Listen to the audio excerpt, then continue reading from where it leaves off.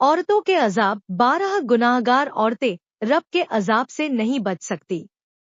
1 بے پردہ، 2 تیز زبان والی، 3 ہر وقت موت مانگنے والی، 4 دین مذہب کا مذاق اڑانے والی، 5 چگل خور، 6 احسان جتانے والی، 7 شوہر کی نافرمان، 8 غیبت کرنے والی، 9 بال کھول کے چلنے والی، 10 بلا ضرورت گھر سے نکلنے والی، 11 حد سے زیادہ بولنے والی، 12 جھوٹ بولنے والی، جھوٹی بات پھیلانے والی اور فتنہ فساد کرنے والی۔